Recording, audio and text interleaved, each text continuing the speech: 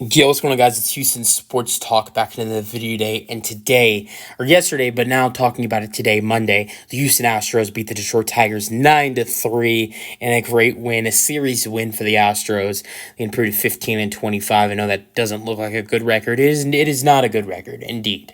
But the Astros, you wouldn't think they would be playing well recently just because of the record, but things have been changing and around the near last 15 games. The Astros are 8-6 in the last 14 games. They're 3-1 in their last 4 as well. And this last 14 game stretch that I'm talking about where they're 8-6 have come against, good teams in the American League, like the New York Yankees, the Cleveland Guardians as well, who are two of the top teams in the American League. And then you also have another series against, I know a team that is not amazing in the American League, but a team in the Detroit Tigers who going into this series had a record of 500. So, the Tigers had a record of 19-17 entering this series. So the last 14 stretch has been against better teams. Also, another team I'm missing, Seattle Mariners. Yes, we did lose that series too, but we did grab one of those games, and just had some bad pitching in a couple of those games against the Mariners. So the Astros 8-6 in the last 14 games, with series against the Tigers 20-20, 18-17 19-17 going into this series. The Seattle Mariners, who I believe are still number one in the division. I might be wrong about that.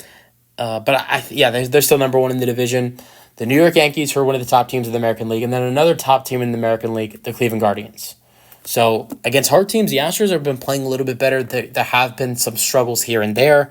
But I think things are slowly starting to turn around. This is not fast. This is not a fast thing. We're speeding through and we're coming back. But I feel like winning games here and there, grabbing some wins, 8-6 last 14, 3-1 last 4, getting some series wins as well. The last 5 series, the Astros have won 3 out of their last 5 series as well. That's something to note. So they're 3-2 in their last 5 series, and so they've been doing good recently in the last 14 games. That's been great. And so, but not only do you have that, but upcoming, your 10 games, 10 games under 500, and you have a 10-game homestand. I'm not going to say the Astros are going to win every game at home. They're going to get to 500.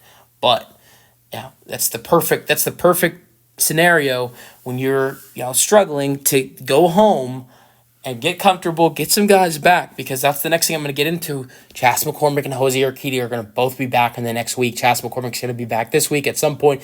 I believe in the Oakland series. It's a 4-game series against Oakland, so I believe Chas will be back at the middle or end of the Oakland series, and then Jose Urquidy should be back, if not by the weekend, the start of next week. So that's going to be great. Getting those two guys back. Already got Javier back. I know he struggled in his first outing back against Detroit on Saturday, but Javi, it was his first outing back, and he's pitched excellent this year. Before that outing, had a 1.5 ERA, so I have no doubt he'll get more comfortable in his next couple starts. So you got next 10 games at home, next 13 games against the Angels, Athletics, and Brewers. Those are the only 3 teams you play in the next 13 games. I think this is a good stretch to, get closer to 500. I'm not going to say the Astros are going to get past 500 in the next 13 games, but I truly believe the Astros can get close to a record of 500 by the next 13 games. And that's not even the end of May. There would still be another 5 games left. There's still another 5 games left in May after the next 13 games. So, I think there is a chance to turn things around with getting guys back from the injury list and a homestand and an easy schedule. And the fact that the Astros have been playing better lately, but we can only hope, right? But let's get into this game. 9-3 is the final score. 18 hits for the Astros. This is the most hits the Astros have had all year. 6 hits for the Tigers. 1 error for the Tigers, which caused the Tigers a run. Win goes to Justin Verlander. Justin Verlander returns home to Detroit, a place he's very comfortable and a place he's pitched very well at, of course, because he played for Detroit for, until he got drafted, until the Astros traded for him. He went 7 innings, only giving up 2 hits, 0 runs, 8 strikeouts, 2 walks. This is going to be one of the best outings you see of Justin Verlander all season. And Justin needed this type of performance after his bad outing in New York. So this was very well needed for Justin. Lost goes to Jack Flaherty. He's 0-3 in the year. He went 6.2 innings. 6 2/3. He went a long distance, looked good. But he gave it 7 hits, 3 runs, 7 strikeouts. He wasn't bad. He's 0-3 though. So yeah. All right, scoring summary. I mean, things didn't get going in this game until the 6th inning, and it was all Astros until the 9th inning. The Astros put up 8 runs from the 6th through 8th innings, and it was amazing. And it was the outfielders who were bringing in a lot for the Astros. Jake Myers was fantastic. Joey Loperfido was fantastic. Dubon was playing at second base in this game because Altuve got the day off, but he is an outfielder. So Jake Myers, Tucker, Dubon, Loperfido, Myers, if I didn't already mention him in that list, all played amazing, all outfielders. And what would we do without these 4 guys in this lineup? Jake Myers wasn't even originally starting in this game. Jake was going to get the day off. Trey Cabbage got the start, and Jake Myers came into the game as a pinch hitter, and he looked amazing, 3 for 3. So, yeah, that was great. But, yeah, scoring summary. Tucker got it going. Of course, it's a Tucker home run. I mean, things wouldn't be normal without a Kyle Tucker home run. I mean, when is he not? I mean, like in the last – I'm trying to think about it. In the last couple games, in the last 6 games for the Astros, there are only 2 games in the last 6 games that Kyle Tucker has not hit a home run. And keep in mind, one of those 2 games that Tucker didn't have a home run, he didn't even play in the game. It was his off day. So Tucker's been fantastic. That's his 12th home run of the season. Man, he's been amazing. So it's 2-0. It's 2-0. Then 7th inning, Astros put up some runs. 2 runs, 7th inning. Jake Myers RBI single. Bregman scores. It's Loperfido to second, 3-0. Then Dubon brings in Loperfido with an RBI single. Dubon to second. Myers to third. It's 4-0. Then in the 8th inning, the Astros put up 4 runs. Yanner Diaz, RBI single. Alvarez scored 5-0. 8th inning, Joey Loperfido, RBI double, his first extra base hit of his career. Singleton scores at 6-0. And then how about Jake Myers? He doesn't get 2 RBIs for this. He gets 1. A single to left. Diaz scored an error, so that's why he doesn't get the RBI there. And then Loperfido scored on fielding error by left fielder Canna. So it's 8-0. 9th inning, Jake Myers does reach on an infield single to third. Singleton scored, so another RBI for Jake. Loperfido to second, 9-0. Then the 9th inning, Seth Martinez does give up 2 runs in the 9th, but he did go 2 innings. One of them was off of a balk. I don't know if he actually gets. I don't think he gets the earned run. He doesn't get an earned run off of that, or does he? Yeah, he does. So then that was his fault. So it's 9-1. And then Torkelson hits a home run to left, 405 feet. Carpenter scored, and it's 9-3 for the Astros. All right. I mean, yeah, I think a big part of this win, wasn't the reason we won. Well, I mean, yeah, I think so. But I think a big helper going into the Oakland series is the fact that you didn't have to use your bullpen much in this game, which you didn't have to yesterday necessarily, just because that Hunter Brown was able to go long innings for you. And the only guys you really had to use out of the pen, I mean, you had Javi start. Taylor Scott was used for 2 outs, and then you had Hunter Brown go long distance in the game. And then and then Sean Dubin came in and pitched a little bit.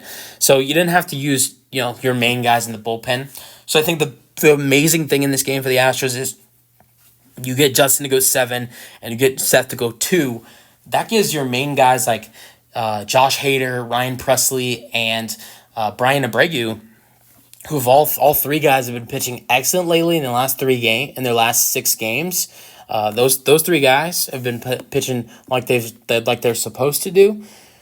Giving them 2 days of rest going into a home series is amazing, in my opinion. So that's great. But Seth went 2 innings, giving up 4 hits, 3 earned runs, 1 walk, 2 strikeouts. His ERA is still 2.86. Seth has been great this year. But I feel like we overuse him a little bit. But give Seth some time off, especially when you got guys like Josh, Ryan, and Brian who are rested now and will be ready to go for this Oakland series. This Astros lineup was unbelievable today, though. Everybody except Trey Cabbage, who only had 2 at-bats, had a hit. Multiple guys had more than 2 hits. Jordan Alvarez. Here are the following players that had more than 2 two or more hits. Jordan Alvarez, John Singleton, Yanner Diaz, Joey Loperfido, Jake Myers, Mauricio Dubon. I just mentioned 6 players who had 2 or more hits. That's incredible. That's incredible. So, I mean, yeah, those guys were fantastic today. Joey, had 2 hits, went 2 for. I'm gonna go in order. Tucker was 1 for 3 with his home run. He had a 7th inning walk. That was it for Tucker. Jeremy only had 1 hit. So him, Tucker, and Bregman were the only guys to have only 1 hit. But everybody in the lineup had a hit at least. Pena had an infield single, and that was it for Jeremy. Jordan went 2 for 5. He had a couple. He had a single and a double to right. He scored 1 run. Bregman went 1 for 5. Look, I know Bregman hasn't been great this season, but this is unusual for Breggy to struggle on Mother's Day. Bregman is usually amazing in Mother's Day. He's always. I wouldn't say always hits a home run on Mother's Day, but he has, had a couple Mother's Day home runs. So this was one of Alex Bregman's worst Mother's Day performances. But he did get a hit. He did score a run, so it's not terrible for Breggy. But compared to everybody else, not so great. Him and Jeremy, definitely 2 of the bottom guys in the lineup. Just because of the fact that everybody was outstanding. Kessinger did, get to, come in the game but didn't have any bats. John Singleton went 2 for 4. That's great for us. He had an 8th inning walk. He had a 2nd inning single to right, a 9th inning single to right, and scored 2 runs, but that's not good enough for his kids. There was something that Julia Morales, the Astros sideline reporter, said that John Singleton's kids say if he doesn't get 3 hits, they're not happy. I don't think John has done that yet this season. I know he's had multiple 2-hit games, but maybe he can get that first 3-hit game of the season potentially coming up in this homestand. That would be amazing. But I don't think you're going to find an Astros fan that's not happy with his performance, but his kids want 3 hits, man. So give it to your kids. Give them 3 hits. Yanner Diaz went 2 for 5. Good day for Yanner. He had an RBI for the single, which I talked about in the 8th, and then he had a 9th inning single to get Singleton to second in the 9th. Joey Loperfido, his best day of his career, 2 for 5, had an RBI, 2 runs. That's not his first 2-hit game, but this is his first extra base hit with a double in the 8th. Scored Singleton for an RBI, and had a single to center to score, not to score, but to get Bregman to second in the 7th. And he scored 2 runs as well. Trey Cabbage went 0 for 2, but only had 2 at-bats, struck out and grounded out. And the good decision by Joe Espada to bring Jake Myers in the game, because without Jake Myers, the Astros, this wouldn't be a blowout win for the Astros. This would be a little bit of a closer game, potentially. Jake had an RBI single in the 7th to score Bregman, a single to left that scored Diaz and Loperfido, but only got 1 RBI because there was an error on Mark Canha, and then a 9th inning infield single to score Singleton. So this was a great outing for Jake Myers. Unexpected outing for Jake Myers. He was expecting to sit today. Dubon went 4 for 5, was definitely as big of a role Jake Myers played in this game. I think him and Dubon definitely both deserve player of the game, but I think it has to be Dubon with a 4-hit game, his first of his career. A 3rd inning single to center, a 6th inning single to right, a single to right to score Loperfido, Dubon to second, Myers to third, and an infield single. They got Myers to second. I know Myers brought in the runs, but Dubon got on base, scored a run, had an RBI, and a 4-hit game.